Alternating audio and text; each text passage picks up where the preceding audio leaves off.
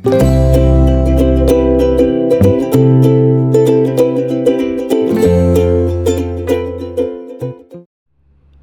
আলাইকুম। সম্মানিত দর্শক, সেন্টেন্স কনস্ট্রাকশন অর্থাৎ ইংরেজিতে কিভাবে সহজে বাক্য গঠন করা যায় এ নিয়ে অনেকে সমস্যায় পড়েন।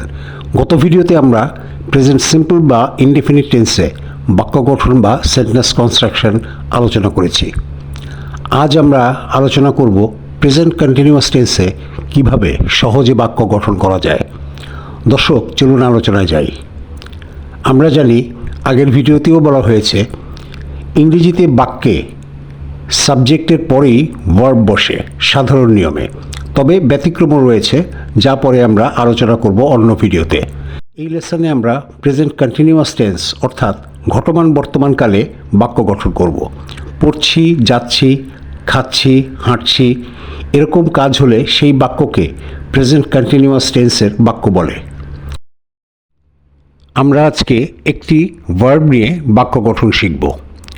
ওয়াক, হাঁটা একটি ভার্ব, কারণ হাঁটা একটি কাজ।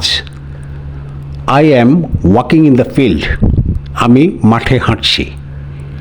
We are walking in the field, আমরা মাঠে হাঁটছি। You are walking in the field, তুমি বা তোমরা মাঠে হাঁটছ।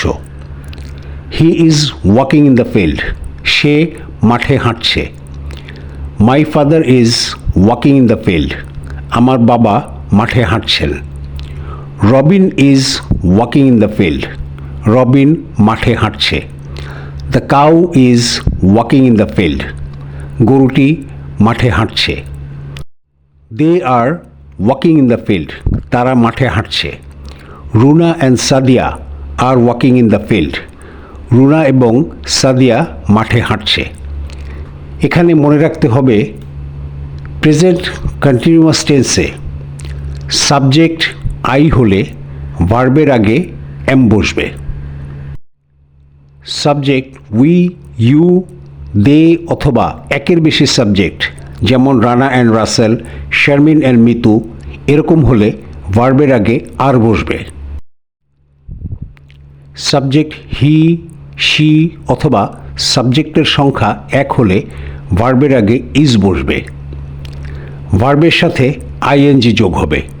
এই এম, ইজ, আর কে সাহায্যকারী ভার্ব বলে। দর্শক, একটি ভার্ব দেওয়া হলো, আপনারা এই ভার্বটি দিয়ে প্রেজেন্ট কন্টিনিউয়াস টেন্সে নিজেরা বাক্য গঠনের চেষ্টা করবেন প্লিজ।